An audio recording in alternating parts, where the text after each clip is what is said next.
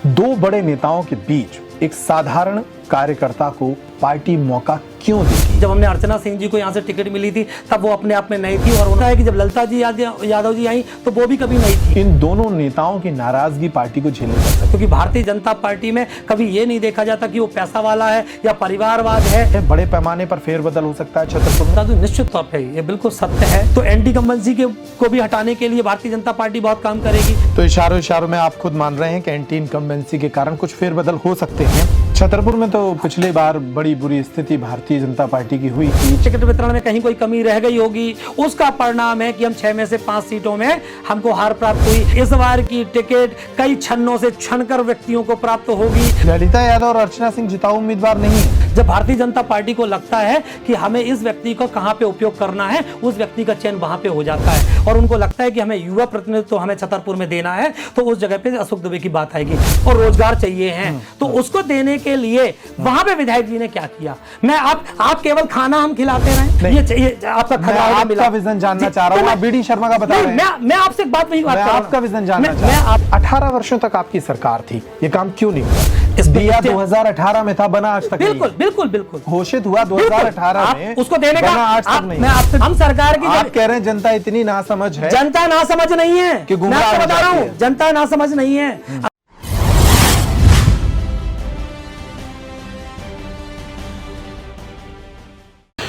एक अच्छा लोकतंत्र तभी बनता है जब जनता के सामने बहुत सारे विकल्प खुले हों। उसी तरह जैसे आप बाजार जाते हैं और उपभोक्ता के पास यदि कई दुकानों के विकल्प और कई तरह के सामान के विकल्प हों तो जनता को एक अच्छे सामान को खरीदने में सहूलियत हो जाती है। लोकतंत्र में भी ऐसा ही होता है। 5 साल बाद चुनाव आते हैं। अगर जनता के पास खुले तौर पर बहुत सारे विकल्प हों और पार्टियों के पास बहुत विकल्प हों तो जनता को एक ठीक ठाक नेता मिल जाता है। इस बार भी मध्य प्रदेश के विधानसभा चुनाव में कई विकल्पों पर चर्चा हो रही है, और इन विकल्पों के प्रति आपकी समझ को बढ़ाने के लिए हम राजपाट के अंतर्गत बागडोर सेगमेंट कर रहे हैं। नमस्कार, मैं हूं अंकुर यादव और आप देख रहे हैं हमारा आज का बागडोर सेगमेंट। इस सेगमेंट में हम बात करेंगे मध्य प्रदेश की छतरपुर विधानसभा की, जहां भारतीय जनता पार्टी चुनाव लड़ने के पहले कई विकल्पों पर काम कर रही है। संगठन के कई नेताओं को आजमाया जा रहा है ताकि चुनाव के पहले जनता की पसंद का और संगठन की रीति नीति को मानने वाले नेता को टिकट दी जा सके। ऐसे ही एक नेता हैं छतरपुर भारतीय जनता पार्टी के जिले के उपाध्यक्ष अशोक दुबे। इनका नाम छतरपुर विधानसभा क्षेत्र से बतौर दावेदार खूब चल रहा है। छतरपुर से लेकर भोपाल तक इनके नाम की चर्चा है।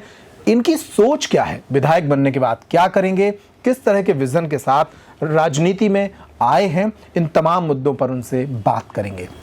अशोक जी, बहुत स्वागत है स्टूडियो में आपका। अंकुर भैया, बहुत बहुत धन्यवाद। पहला सवाल, जिस तरह से 2-3 नाम, बड़े नाम छतरपुर विधानसभा क्षेत्र से सामने आ रहे हैं, उसमें 2 बड़े नाम के साथ एक तीसरा नाम आपका, चूंकि आपके पास पिछला कोई जनप्रतिनिधि होने का अनुभव नहीं है, संगठन की राजनीति में आप कई वर्षों से हैं, लेकिन पूर्व मंत्री ललिता यादव और पूर्व नगरपालिका अध्यक्ष अर्चना सिंह की सीट पर तीसरे विकल्प के रूप में आपके नाम का उभरना, क्या इस आधार में कोई बड़ा कारण नजर आता है, या फिर सामान्य एक 3 के कॉलम को पूरा करने के लिए ही नाम लिए जा रहे हैं?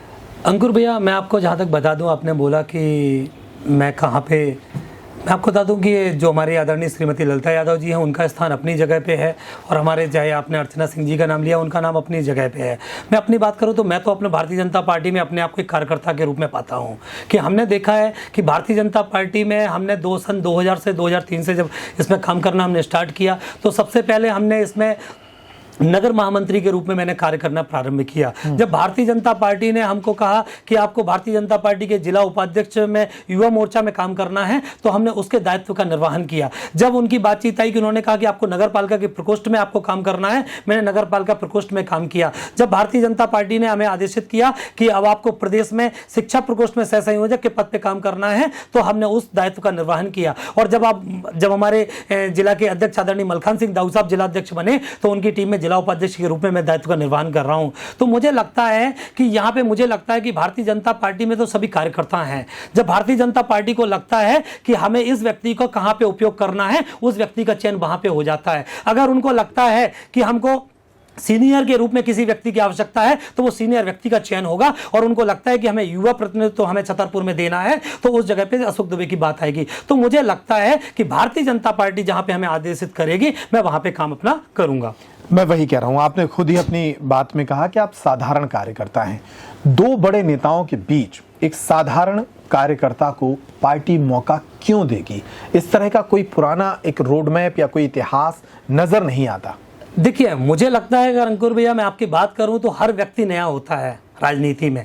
कभी कोई व्यक्ति को, जब हमने अर्चना सिंह जी को यहाँ से टिकट मिली थी तब वो अपने आप में नई थी और उन्होंने अपनी यहाँ पे जीत दर्ज कराई। आज उसके बाद लगता है कि जब ललिता जी यादव जी आई तो वो भी कभी नहीं थी। मुझे लगता है कि भारतीय जनता पार्टी में हमेशा युवाओं को मौका दिया है, और भारतीय जनता पार्टी को अगर लगता है कि हमें एक ऐसे नए चेहरे की आवश्यकता है जो व्यक्ति सारे लोगों को साथ में लेकर चल सकता है या सारे लोगों में होगा, तो मुझे लगता है कि वहां पर अगर भारतीय जनता पार्टी में होगा तो वहां अशोक दुबे भी आगे आएंगे। एक विषय जो लोगों के दिमाग में अक्सर होता है कि अगर बहुत सारे विकल्पों पर भारतीय जनता पार्टी ने छतरपुर में काम किया तो कलह और विवाद की स्थितियां निर्मित हो सकती हैं, क्योंकि दो दिग्गज नेताओं को छोड़कर किसी नए व्यक्ति को टिकट देने से इन दोनों नेताओं की नाराजगी पार्टी को झेलनी पड़ सकती है। अगर आप भारतीय जनता पार्टी का अगर आप इतिहास देखें, मैं आपसे कह दूं कि अगर आप हमारे जब गुजरात के मुख्यमंत्री आदरणीय नरेंद्र मोदी जी थे और उसके बाद उनका प्रधानमंत्री जी के लिए चयन हुआ कि उनका प्रधानमंत्री के पद के लिए रहेंगे, तो आपने देखा कि उस समय आडवाणी जी थे। लेकिन जब हम लोगों का निर्णय हो गया कि यहाँ पे देश के प्रधानमंत्री आदरणीय नरेंद्र मोदी जी होंगे, तो आपने देखा कि चाहे वो अरुण जेटली जी हों, चाहे सुषमा स्वराज जी हों, चाहे आपके राजनाथ सिंह जी हो, सभी ने देश के प्रधानमंत्री के रूप में हमारे आदरणीय नरेंद्र मोदी जी का स्वागत किया। और आपने एक बात और देखी कि नई विजन और नई सोच के साथ जब देश के प्रधानमंत्री आदरणीय नरेंद्र मोदी जी हुए, तो आप जो देख रहे हैं कि उनका जो 9 वर्ष का स्वर्णिम काल था वो आज तक के सभी के इतिहास में स्वर्णिम गिना जाता है। तो मुझे लगता है कि अगर भारतीय जनता पार्टी ने हमेशा इसे युवाओं को मौका दिया है, और भारतीय जनता पार्टी को अगर छतरपुर में से अगर युवाओं को मौका देती है, तो निश्चित तौर पर कभी कभी पार्टी को लगता है कि हमें युवाओं को मौका देंगे तो छतरपुर का विकास बहुत अच्छा होगा। तो मुझे लगता है कि बहुत सारे कारण हैं, क्योंकि भारतीय जनता पार्टी में कभी यह नहीं देखा जाता कि वो पैसा वाला है या परिवारवाद है या कोई भी चीज है, उसमें तो कार्यकर्ता देखा जाता है कि भारतीय जनता पार्टी के प्रति सोच किसकी अच्छी है। मुझे लगता है भारतीय जनता पार्टी को जब लगेगा कि इस जातिगत समीकरण से, इस कारण से मुझे ये व्यक्ति यहां पे आगे चाहिए, तो मुझे लगता है कि वहां पे निश्चित तौर पे भारतीय जनता पार्टी अपने प्रत्याशी का चयन करेगी। आप कह रहे हैं कि विवाद नहीं होगा, ये परंपरा है भाजपा में कि विवाद नहीं होते हैं।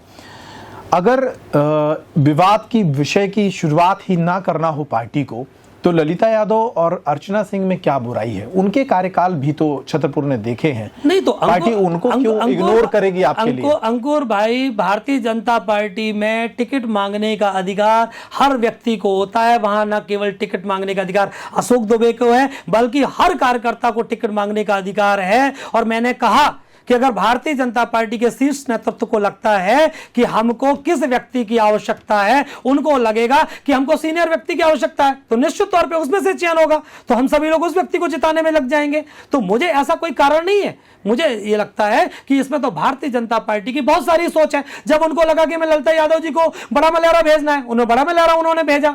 उनको लगा कि गुड्डन पाठक को हमें नौगांव से बिजावर भेजना है, उनको लगा वो वहां से भेजा। तो मुझे लगता है इसमें भारतीय जनता पार्टी की सोच, और भारतीय जनता पार्टी को लगता है कि कौन सा व्यक्ति छतरपुर के लिए जीता होगा, उस व्यक्ति को भारतीय जनता पार्टी टिकट देगी। अच्छा विषय छेड़ा आपने। इस पर एक सवाल और लेते हैं कि जो 2018 में जो फेरबदल की बात आपने कही, जो स्थितियां बनी थी फेरबदल की, क्या इस बार भी पार्टी उस दिशा में काम कर रही है? बड़े पैमाने पर फेरबदल हो सकता है छतरपुर में? देखिए, मैं अंकुर भाई मैं आपको बता दूं, निश्चित तौर पे ये बिल्कुल सत्य है कि हमने जब देखा कि पिछली बार जब हमारे चुनाव हुए तो कुछ समीकरण कुछ हमारे खराब रहे होंगे, या कुछ हमारे समीकरण में कहीं कोई दिक्कत होगी कि हम 6 सीटों में से छतरपुर में से 5 सीटें में हमने हार प्राप्त की। लेकिन मैं जब से देख रहा हूँ कि चाहे हमारे देश के हमारे प्रदेश के मुखिया आदरणीय शिवराज सिंह चौहान जी हैं, उनकी जो जन कल्याणकारी योजनाएं हैं, चाहे हम संगठन के मुखिया आदरणीय BD शर्मा जी की बात कर लें, चाहे हम अपने सागर संभाग के प्रभारी आदरणीय मुकेश सिंह चतुर्वेदी जी की बात कर लें, या भारतीय जनता पार्टी के जिला अध्यक्ष आदरणीय मलखान सिंह दाऊ साहब की बात कर लें, मुझे लगता है कि पिछले कुछ समय से जब इन लोगों ने जो सोशल नेटवर्किंग और साथ में जो बूथ स्तर पे काम किया है, जो हमारी बूथ स्तर की कमेटियों का गठन हुआ है, जो हमारे पन्ना प्रमुख बने हैं, जो हमारी पन्ना की समितियां गठित हुई हैं, उसके कारण मुझे लगता है कि निश्चित तौर पे आने वाले समय में हम 6 सीटों में से 6 सीटों में विजयश्री प्राप्त करेंगे और भारतीय जनता पार्टी मध्य प्रदेश में पुनः अपनी सरकार बनाएगी। नहीं, मेरा सवाल ये था कि क्या पिछले बार की तरह बड़े पैमाने पर फेरबदल हो सकते हैं? देखिए, भारतीय जनता पार्टी में अंकुर भैया मैं आपको बता दूं, फेरबदल या सारी चीजें हैं, इस पे हमारा शीर्ष नेतृत्व काम कर रहा है। अब तो भारतीय जनता पार्टी में केंद्र सरकार का भी दखल है, तो मुझे लगता है कि केंद्र सरकार और जो प्रदेश नेतृत्व का जो दखल रहेगा, उससे एक एक सीट की चिंता होगी, और एक एक सीट की चिंता होने के बाद ऐसा व्यक्ति जो लगता है, क्योंकि हम ये भी बात मानते हैं कि 18 साल से भारतीय जनता पार्टी की सरकार है, तो एंटी इनकम्बेंसी को भी हटाने के लिए भारतीय जनता पार्टी बहुत काम करेगी। तो उनको लगता है कि कौन सा व्यक्ति कहां पे काम करता है और कौन सा व्यक्ति कहां पे के लिए उपयुक्त होगा, उन सारे समीकरणों पे बातचीत होगी, और उन समीकरणों के बाद ही भारतीय जनता पार्टी का प्रत्याशी घोषित होगा। तो इशारों में आप खुद मान रहे हैं कि एंटी इनकम्बेंसी के कारण कुछ फेरबदल हो सकते हैं। इसी से जुड़ा एक और सवाल है कि तमाम सर्वे जो कांग्रेस दावा कर रही है कि तमाम सर्वे में भारतीय जनता पार्टी की सरकार को काफ़ी खतरा है। इस चुनाव में भारतीय जनता पार्टी कई जगहों पर हार रही है, कई सीटों पर ऐसे रुझान आ रहे हैं। हालांकि ये सर्वे कितने ऑथेंटिक हैं इस पर कोई दावा नहीं किया जा सकता, लेकिन इस तरह के सर्वे भी एक कारण है, जैसा आपने कहा कि एंटी इनकम्बेंसी कारण। अंकुर भाई, मैं आपको एक बात बता दूं, आप सोचिए कि एक 18 साल के हमारे आदरणीय देश के प्रधानमंत्री आदरणीय नरेंद्र मोदी जी के स्वर्णिम 9 वर्ष, साथ में हमारे जो आपके प्रदेश के मुखिया आदरणीय शिवराज सिंह जी की 18 साल। मैं कहना चाहता हूं कि आप विकास की बात कर लें, हम प्रधानमंत्री आवास योजना की बात कर लेते हैं, उसके तहत आज हमने जो देखा कि जो कच्चे मकान थे उसको पक्के मकान देने का काम अगर किसी ने किया है तो केवल भारतीय जनता पार्टी ने किया है। अगर हम आयुष्मान कार्ड की बात कर लें, ये 5 लाख के जो हमने आपको चिकित्सा के क्षेत्र में जो देने का काम किया है वो केवल भारतीय जनता पार्टी ने किया है। तो हम मैं आपसे केवल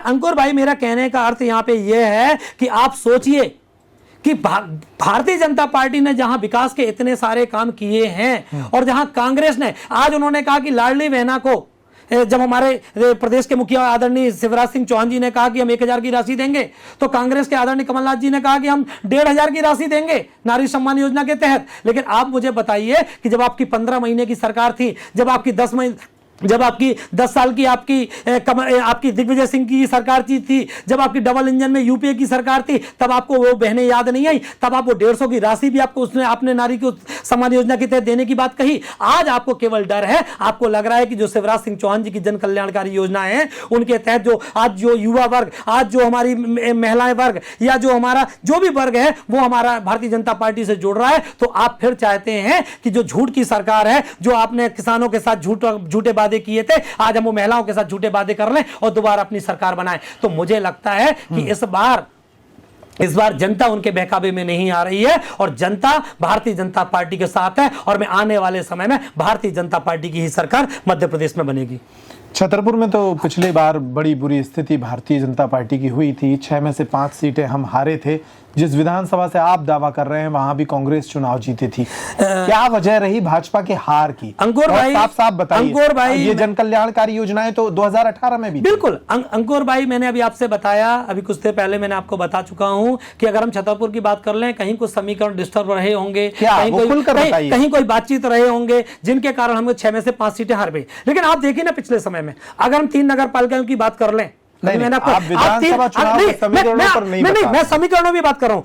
अगर आप देखिए कि जब से मैंने आपसे कहा है कि जो BD शर्मा जी हमारे प्रदेश अध्यक्ष जी बने हैं, आप उनकी जो हमारा एक युवाओं में जो उन्होंने एक जोश का वातावरण पैदा हुआ है, या जो हमारे यहाँ के आपके जिलाध्यक्ष आदरणीय मलखान सिंह डाइका बने हैं। मैं आपको बता रहा हूं ना, आप सोचिए ना कि जब यहां पे 3 नगर पालिकाओं के चुनाव हुए तो 3 में से 3 में विजयश्री प्राप्त भारतीय जनता पार्टी ने की। 12 नगर पंचायतों की बात आई तो 12 नगर पंचायतों में से 11 में से विजयश्री प्राप्त भारतीय जनता पार्टी ने की। 8 जो जनपद थे उनमें से 7 में भारतीय जनता पार्टी ने विजयश्री प्राप्त की। तो कहीं ना कहीं मुझे लग रहा है कि जो हमारे शीर्ष नेतृत्व ने और जो जिला के नेतृत्व ने जो एक संवाद की स्थिति लोगों के पास रखी है, मुझे लगता है उसके कारण आने वाले समय में भारतीय जनता पार्टी विजयश्री प्राप्त करेगी। आपका उत्तर पूरा हो गया तो मेरा प्रश्न दोबारा वही है। मैं मानता हूं कि ठीक है, ये हालात सुधरे होंगे, बीडी शर्मा जी के नेतृत्व में बहुत सारी स्थितियां बदली, निकाय चुनाव में भाजपा ने अच्छा परफॉर्म किया। मेरा सवाल 2018 पर है, क्या वो गलतियां रहीं कि 6 में से 5 सीटें भाजपा हारी थी? सबसे पहले तो मैं आपको बता दूं कि हारने का एक प्रमुख कारण हमारे कमलनाथ जी के झूठे वादे थे। उन्होंने किसान को जो वादा किया कि हम आपको 2 लाख का कर्जा माफ कर देंगे, वहां पे हमारे जो किसान भाई हैं वो भ्रमित हुए। साथ में मैंने आपसे कहा कि कुछ समीकरण खराब रहे होंगे, कुछ जाति कहीं टिकट वितरण में कहीं कोई कमी रह गई होगी, उसका परिणाम है कि हम 6 में से 5 सीटों में हमको हार प्राप्त हुई। लेकिन आने वाले समय में मैं आपको बता दूं अंकुर भाई, इस बार की टिकट कई छन्नों से छनकर व्यक्तियों को प्राप्त होगी। तो मुझे लगता है कि न केवल छतरपुर विधानसभा की सीट, छतरपुर की 6 सीटों में से 6 सीटों में मुझे लगता है कि गहन चिंतन का विषय है और उन चिंतन के आधार पर भारतीय जनता पार्टी के शीर्ष नेतृत्व को लगेगा कि ये व्यक्ति यहां पे विजयश्री प्राप्त कर सकता है। उसी व्यक्ति को इस बार का समीकरण केवल एक ही है कि केवल जिताऊ उम्मीदवार कोई भी होगा, हम उसको टिकट देंगे और भारतीय जनता पार्टी का सारा नेतृत्व उसके साथ जुट जाएगा और साथ में हम विजयश्री के साथ आगे बढ़ेंगे। ललिता यादव और अर्चना सिंह जिताऊ उम्मीदवार नहीं है। मैंने आपसे बोला कि हर व्यक्ति, भारतीय जनता पार्टी का यहां पे हर व्यक्ति जिता उम्मीदवार है, लेकिन उसको हमारा शीर्ष नेतृत्व जहां पे देखेगा उनको लगेगा कि ये व्यक्ति हमको यहां पे चाहिए। उनको लगता है कि हमको यहां पे एक सीनियर व्यक्ति चाहिए, तो मुझे लगता है कि आपने जो नाम बताया वहां से चयन हो जाएगा। उनको लगेगा कि हमें युवा नेतृत्व चाहिए, तो उनको लगेगा युवा नेतृत्व में मुझे किसी को चाहिए, तो उसमें से बहुत सारे नाम है, तो वहां पर उनका चयन हो जाएगा। तो मुझे लगता है कि यहाँ पे कोई व्यक्ति का नाम विषय नहीं है, क्योंकि भारतीय जनता पार्टी में तो कमल का निशान चलता है। हाँ, मैं आपकी इस बात से सहमत हूं कि कहीं ना कहीं निश्चित तौर पे ये बहुत बड़ा विषय है और इसमें हमारी पार्टी चिंतन भी कर रही है। 6 सीटों में से 5 सीटों का हार एक बड़ा विषय था, इसीलिए भारतीय जनता पार्टी इस बार फूंक फूंक कर कदम रखेगी। चलिए, मान लीजिए टिकट मिल भी गया, छतरपुर में कांग्रेस के एक बड़े नेता हैं आलोक चतुर्वेदी, जो पिछले बार चुनाव जीते थे, विधायक हैं वर्तमान में, उनसे मुकाबला, एक बड़ा मुकाबला, इस 6 जिले की सीटों में से एक बड़ा मुकाबला माना जाता है। उनके कार्यकाल को किस तरह से देखते हैं और उनको काउंटर करने की क्या तैयारी है भाजपा की?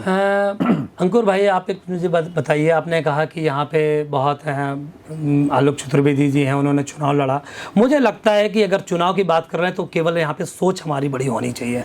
आप सोचिए कि 9 वर्ष पूर्व हमारे देश की स्थिति क्या थी और हमारे केवल एक सोच, जो हमारे देश के प्रधानमंत्री आदरणीय नरेंद्र मोदी जी की जो सोच थी, उस सोच से पूरे देश बदल गया। तो मुझे लगता है जब हम छतरपुर की बात करते हैं तो हमें अगर छतरपुर के विकास की बात करनी है तो वहां पे हमें नई दिशा और नई सोच के साथ हमें आगे बढ़ना होगा। अगर हम बात कर लें छतरपुर की, तो आप छतरपुर की आप बात कर लीजिए, चाहे हम यहाँ पे रेलवे स्टेशन की बात कर लें, उसको देने का काम अगर किसी ने किया तो केवल भारतीय जनता पार्टी ने किया। अगर हम यहाँ की यूनिवर्सिटी की बात कर लें तो उसको देने का काम अगर किसी ने किया तो भारतीय जनता पार्टी ने किया। यहाँ पे अगर मेडिकल कॉलेज की बात कर लें तो उसको देने का काम केवल भारतीय जनता पार्टी ने किया। यहाँ जो हम झांसी के हाईवे देखते हैं, और हमें जब आपको लगता था कि झांसी में, हम जब दिग्विजय सिंह की सरकार थी और हम झांसी जाया करते थे और यहाँ पे कोई मरीज होता था और वो मरीज कहता था कि मुझे झांसी में रिफर होना है, तो मुझे लगता है वो झांसी तो नहीं पहुंचता था, वो भगवान के पास पहुंच जाता था। मुझे लगता है कि आज आप देख रहे हैं कि जो हमारे हाईवे बने हुए हैं उनको देने का काम अगर भारतीय जनता पार्टी ने किया है। हम छतरपुर के 600 अस्पताल के बेड की बात कर लें, उसको देने का काम भारतीय जनता पार्टी ने किया है। मैं तो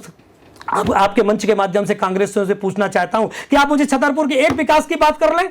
आपने कहा यहां पे मेडिकल कॉलेज लेट आया, लेकिन मेडिकल कॉलेज को देने का काम किसने किया? भारतीय जनता पार्टी ने किया। जो आपके 15 महीने थे, उन 15 महीनों में आपने काम किया। आपने यहाँ पे संबल योजना को बंद करने का आपने 15 महीने में काम किया। आपने जो कन्यादान योजना चलती थी, आपने कहा कि हम 51,000 की राशि कर देंगे। मैं रोक रहा हूं आपको। आलोक चतुर्वेदी जी के व्यक्तिगत कामकाज, मैं छतरपुर की बात कर लूं, उन पर भी तो वो वोट मांगते हैं। मैं आपसे बोल रहा हूं, व्यक्तिगत कौन से काम है छतरपुर में? मैं आपको बता दूं कि कांग्रेस के विकास का आप मुझे एक काम गिनाइए कि तो छतरपुर बहुत में सारे विकास काम- काम किए, बहुत- व्यक्तिगत काम हो सकते हैं। मैं छतरपुर के विधायक के तौर पे आपसे बात कर रहा हूं नहीं। कि एक काम गिनाइए छतरपुर के छतरपुर के विकास में कहां है? विपक्ष में बैठा विधायक जो भी करेगा वो सरकार के खाते में ही जाएगा। नैतिक दायित्व तो विधायक जी का ही बनेगा ना। नहीं तो नैतिक विकास, दायित्व- आप मुझे विकास उनका, आप, मैं आपसे पूछना चाहता हूं, आप मुझे उनका एक विकास का काम गिना दीजिए। नहीं, बहुत सारे काम ऐसे होते हैं जो विधायक के तौर पर विपक्ष में रहने के कारण वो सरकार के हिस्से में जाते हैं, लेकिन एक विपक्ष के विधायक के तौर पर वो अक्सर ये कहते हैं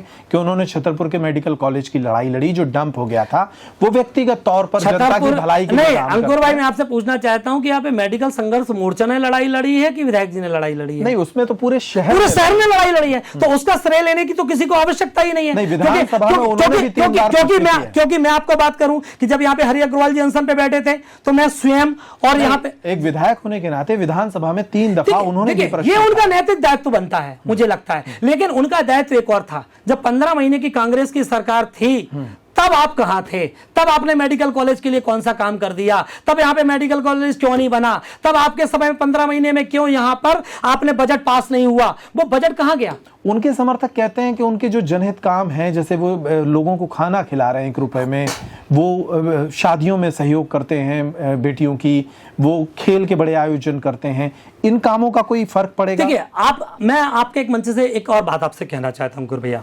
आपने कहा कि उनके जो जनहित के कार्य हैं, निश्चित तौर पे मुझे लगता है कि जो आदमी भी समाज सेवा के क्षेत्र में आता है वो जनहित के कार्य करता है। चाहे अशोक दुबे की बात कर ले, उनने भी जनहित के कार्य किए हैं। चाहे हम भारतीय जनता पार्टी के नेताओं की बात कर ले, उनने भी जनहित के कार्य किए हैं। लेकिन भारतीय जनता पार्टी को केवल ये चीजें चाहिए कि हम जनहित के कार्य, हर व्यक्ति को चाहिए क्या है? आप अगर मुझे बताइए कि उसको स्वास्थ्य, शिक्षा और रोजगार चाहिए हैं, तो उसको देने के लिए वहां पे विधायक जी ने क्या किया? आप केवल खाना हम खिलाते रहे? चलिए, आप अपने पर आइए। अगर आप विधायक चुने जाते हैं तो जनता आपके सामने है, आपका विजन क्या है? अंकुर भाई, सरकार की जनहितकारी योजनाओं को छोड़ दीजिए। आपने कहा कि जो विकास कार्य पिछले 18 वर्षों में हुए वो सरकार ने कराए, छतरपुर को जो मिला वो भाजपा सरकार ने दिया। एक विधायक के तौर पर आपका विजन क्या है छतरपुर को लेकर? अंकुर भाई, मैं आपसे बात करूं, अगर मैं यहाँ पे बात करता हूं कि अगर भारतीय जनता पार्टी ने मुझे टिकट के लिए आशीर्वाद दिया और यहाँ पे जनता ने विधायक के लिए आशीर्वाद दिया, तो सबसे पहले मेरी एक सोच है। मुझे लगता है कि सबसे पहले जब हमने देखा कि देश के प्रधानमंत्री आदरणीय नरेंद्र मोदी जी देश में बने, तो उन्होंने सबसे पहले अगर कोई काम किया तो उन्होंने मन की बात का कार्यक्रम चलाया, और उनकी मन की बात के कार्यक्रम के तहत वो पूरे देशवासियों से जुड़े। तो हमारे देशवासियों के मन में क्या चल रहा था और उसके बाद में लोगों के मन में, हमारे मन में क्या था, दोनों लोगों से संवाद किया। और जब वो संवाद के माध्यम से हमको लगा कि देश में ये काम होना चाहिए, मुझे लगता है कि छतरपुर के विकास में अगर हम बात कर लें तो छतरपुर के विकास में अगर सबसे पहले किसी चीज की आवश्यकता है तो संवाद की आवश्यकता है। क्योंकि हमें जो हमारे छतरपुर वासी हैं, चाहे हमारे व्यापारी भाई हैं, अगर व्यापारियों भाइयों के मन में क्या है, बहुत सारे ऐसे व्यक्ति हैं जो छतरपुर को विकास देखना चाहते हैं। मतलब हाँ, उनके मन की बात और हम उनके मन की बात, जब हम दोनों के मन की बात सुनेंगे तो निश्चित तौर पे मुझे लगता है कि ऐसा हल निकलेगा कि छतरपुर में हमको विकास की जरूरत कहां कहां पर है। तो लोगों के जी, मेरा एक सवाल, मैं आपको रोक रहा हूं इसलिए क्योंकि आपने पूरी बात संवाद पे डाल दी। मतलब आपके पास आज की डेट में कोई रोड मैप नहीं है। आपने कहा कि मैं पूछूंगा। नहीं, मैंने आपसे नहीं बोला।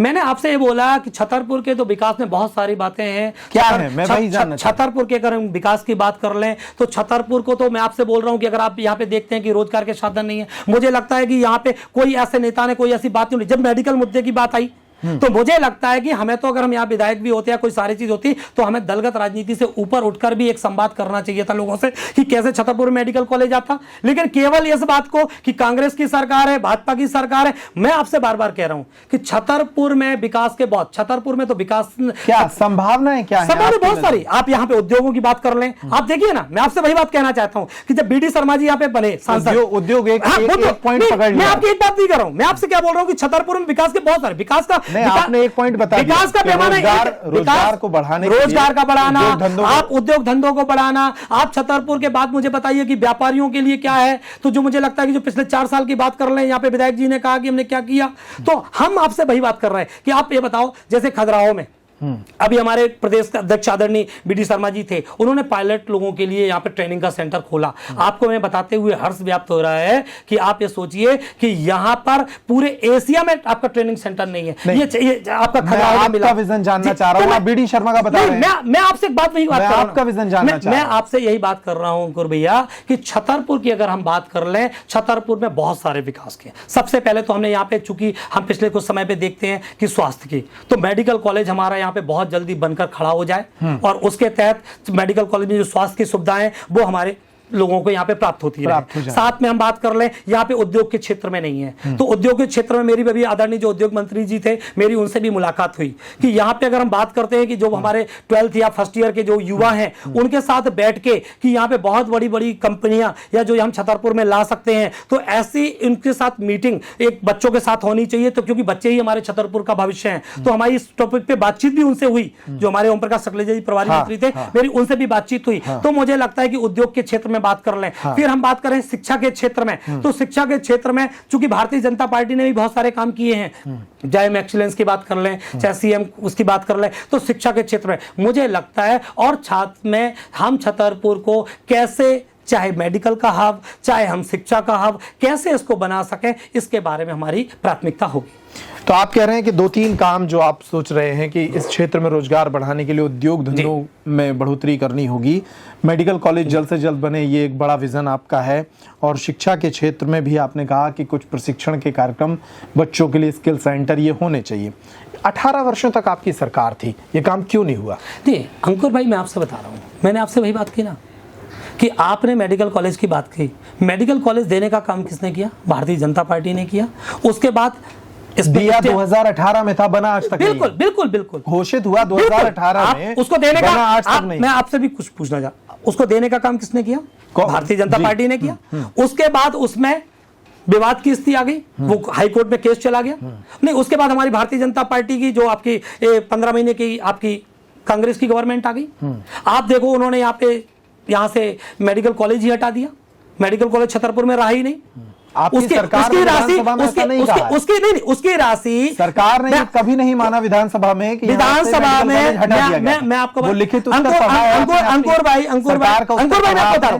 मैंने पढ़ा है। अंकुर भाई, मैं आपको बता दूं कि आपके जो छिंदवाड़ा का मेडिकल कॉलेज है, एक मेडिकल कॉलेज को बनाने के लिए 300 करोड़ की राशि की, लगभग 300 से 400 करोड़ की राशि की बनने की आवश्यकता होती है। लेकिन छिंदवाड़ा का जो मेडिकल कॉलेज है, उसको बनाने के लिए 1200 करोड़ की राशि लगी। तो मुझे जो आपके छतरपुर की राशि, जो आपकी जो 300 करोड़ की राशि जो हमारी भारतीय जनता पार्टी ने उस समय पास कर दी थी, वो राशि भी हमारी छिंदवाड़ा चली गई। और मैं आपको बता रहा हूं, उसके बाद ये ठंडे बस्ते में चला गया। उसके बाद कांग्रेस की 15 महीने की सरकार आई, उस पर कुछ नहीं हुआ। उसके बाद जब भारतीय जनता पार्टी की सरकार बनी, कोरोना काल आया। उस कोरोना काल में हमारा काम पहले लोगों को बचाने का था। तो हमने उस समय, आप सोचिए कि जहां अमेरिका जैसे विकसित राष्ट्र थे वो कोरोना से ग्रसित थे, हमने भारतीय जनता पार्टी के देश के मुखिया आदरणीय नरेंद्र मोदी जी ने खुद स्वनिर्मित आपकी वैक्सीन यहां पे बनी और उस वैक्सीन को निर्यात का भी काम किया। उसके बाद हमने जब लोगों के लिए काम किया, उसके बाद हम लोगों ने जो मेडिकल कॉलेज जो छतरपुर में था, उसके बाद भारतीय जनता पार्टी ने मेडिकल कॉलेज को दोबारा यहां पे बनने के लिए मार्ग प्रशस्त किया। उसके बाद ये हाई कोर्ट में लंबित हो गया। हाई कोर्ट में लंबित होने के बाद मैं आपको बता रहा हूं कि यहीं पे एक डिबेट हमारी आदरणीय विधायक जी से भी हुई। मैंने उस डिबेट में कहा कि भाई आप देखिए कि यहां पे आपका जो मेडिकल कॉलेज है, ये आने वाले समय में हाई कोर्ट से कैवियट दायर हो गई है। और हमारे जो तत्कालीन कलेक्टर भी जो हमारे हैं संदीप जीआर जी ने, इन्होंने भी उसमें बहुत मेहनत की। हमारे शिवराज चौहान से बात हुई। यहाँ यूनिवर्सिटी की बात आई, उसको देने का काम किसने किया? केवल भारतीय जनता पार्टी ने किया। मैं आपसे पूछ तो रहा हूं कि छतरपुर में बात करें ना कि जब उनकी 10 साल की सरकार थी, तब मैं पूछ रहा हूं कि आप उनका काम बताइए कि उन्होंने क्या दिया छतरपुर में? कुछ नहीं। जनता को यह बात 2018 में क्यों समझ में नहीं आई? जनता ने क्यों भाजपा को 5 सीटों पर हरा दिया? देखिए, मैंने आपसे बोला ना कि जो कमलनाथ के झूठे वादे, देखिए जब जनता गुमराह हो गई, और आप बताइए 6 सीटों में नहीं आ रहे। हम सरकार की, आप कह रहे हैं जनता इतनी नासमझ है। जनता नासमझ नहीं है कि गुमराह हो बता रहा हूं, जनता नासमझ नहीं है। अंकुर भाई, मैं गुमराह कैसे हो गए? मैं बता रहा हूं, कमलनाथ जी ने जब आपसे कहा कि 2 लाख का हम कर्जा माफ करेंगे, उन्होंने कहा 1 दिन, 2 दिन, 3 दिन, 4 दिन, 5 दिन, 6 दिन, 7 दिन, 8 दिन, 9 दिन, 10 दिन, अगर 10 दिन में कर्जा माफ नहीं होगा हम अपना मुख्यमंत्री बदल लेंगे। लेकिन आप मुझे बताइए कि वो आज मुझे वो किसान नहीं मिल रहा जिसके 2 लाख का कर्जा माफ हुआ हो। एक सेकंड के लिए यहां रुकूंगा। आपकी सरकार सदन में लिखित ब्यौरा देती है कि कर्ज माफ हुआ था।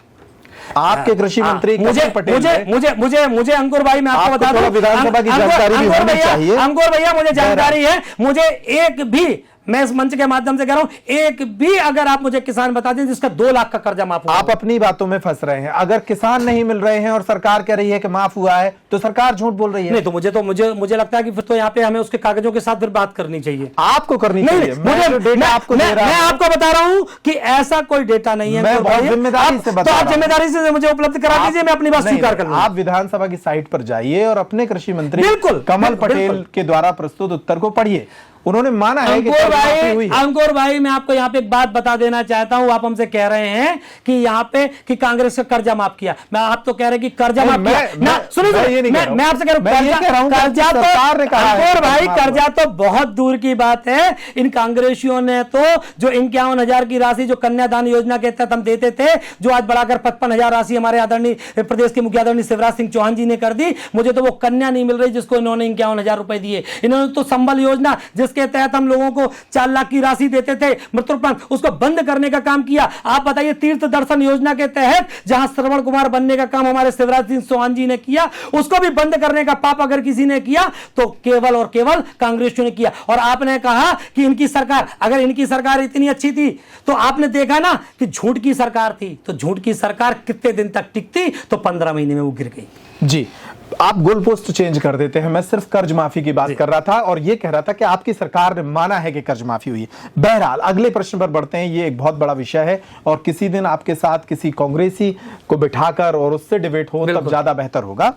सोशल इंजीनियरिंग इस चुनाव में बड़े अहम रोल में रहेगी ऐसा कहा जा रहा है। छतरपुर विधानसभा क्षेत्र जहां से आप दावेदारी कर रहे हैं, वहां जो जातिगत समीकरण हैं, उन जातिगत समीकरणों के आधार पर टिकटों का वितरण किस तरह से प्रभावित हो सकता है? क्या जातिगत आंकड़े हैं आपके पास और किस तरह से जातियां प्रभाव डालेंगी चुनाव में? अंकुर भाई मैं आपको बता रहा हूं कि भारतीय जनता पार्टी जातिगत पे काम नहीं करती। भारतीय जनता पार्टी ने तो विकास पे काम किया है और हम विकास के मुद्दों के साथ ही जनता के पास जाने वाले हैं। भारतीय जनता पार्टी ने कमल के निशान के साथ काम किया है। तो भारतीय जनता पार्टी में प्रत्याशी कोई भी हो, इससे कोई फर्क नहीं पड़ता। मैंने आपसे बोला कि पिछले समय में कुछ कारण रहे होंगे जिनके कारण रहे, लेकिन वर्तमान की परिस्थितियां बिल्कुल अलग हैं। आपने वो परिस्थितियां नगर पालिका के चुनाव में भी देखी, वो परिस्थितियां हमने जनपद के चुनाव में भी देखी। वहां पे भारतीय जनता पार्टी के ही प्रत्याशी विजयी होकर आए। तो मैं आने वाले समय में जो हमारे देश के स्वर्णिम नववर्ष हैं, हम मोदी जी की जब जन कल्याणकारी योजनाओं के साथ आगे जाएंगे, जब हम 18 साल के शिवराज सिंह जी की जन कल्याणकारी योजनाओं के साथ जाएंगे, तो हमें यहाँ पे जाति की पे बात आप कह रहे हैं कि जातियों का कोई फर्क नहीं पड़ता, किसी भी जाति वर्ग को टिकट दी जा सकती है। भारतीय जनता पार्टी विकास की बात करेगी। चलिए, खैर तमाम मुद्दों पर आपसे एक अच्छी चर्चा हुई। बागडोर के सेगमेंट में हमने आपको आज छतरपुर के भाजपा जिला उपाध्यक्ष अशोक दुबे से मिलवाया है, जो छतरपुर में भाजपा की टिकट के लिए दावा भी प्रस्तुत कर रहे हैं। तमाम तर्क और एक अच्छा विजन उनका छतरपुर को लेकर है। जनता एक विकल्प के तौर पर उन्हें तब चुनेगी जब भाजपा उन्हें एक विकल्प के तौर पर आपके सामने लाएगी। तमाम बिंदुओं पर हमारा ये कार्यक्रम, हमारा ये कवरेज जारी रहेगा। इस इंटरव्यू में इतना ही। नमस्कार। बहुत बहुत धन्यवाद।